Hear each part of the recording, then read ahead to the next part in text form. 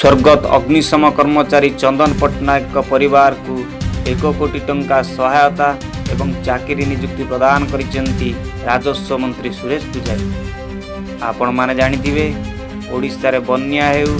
बात्या हेउ केउंठी नियाली बाहिबार कथा हेउ एवं किए पानी रे बुड़ी जाउतबा समय रे ताकू उद्धार करिवार कथा हेउ प्रत्येक क्षेत्र रे ओडिशा रा अग्निशम बाहिनी एवं तार कर्मचारी माने निज जीवन को बाजी लगाई लोकमानଙ୍କୁ ସେଥିରୁ उद्धार करने सहित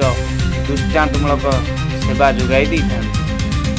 चलित वर्ष मौसुमी समय अत्यधिक वृष्टिपात ओडिशा रे 22टी जिले में बन्या आसीथिबा समय केन्दुझर जिले में प्रबल बन्या देखा मिलता। सही समय केन्दुझर अग्निशम बाहिनी कार्यरत थिबा श्रीजुक्त चंदन पट्टनायक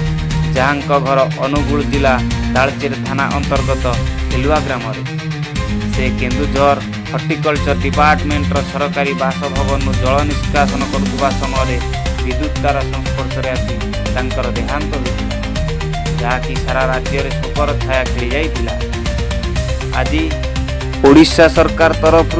एवं अग्निशम बाहिनी तरफ आयोजित श्रद्धांजलि सभा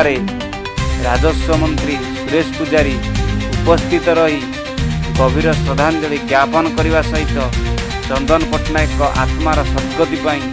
जगन्नाथ निकट में प्रार्थना कर मंत्री आज एक सांकेतिक सहयोग राशि जहाँकि जड़े अग्नियोद्धा भाव में अग्निशम विभाग एवं स्टेट बैंक ऑफ इंडिया मध्य जो चुक्तिनामा थिला सेथिपाई तांको बापा को 1 कोटी ऊर्ध्व टंका प्रदान करने सहित प्राथमिक स्तर में राज्य सरकार 10 लाख टंका प्रदान करिवे बोली घोषणा करिसेंति। विपर्यय विभाग एवं शक्ति विभाग एमानंक तरफरु मध्य सांकेतिक अनुकंपा राशि प्रदान कराजिवो बोली घोषणा करिसेंति। तत्सहित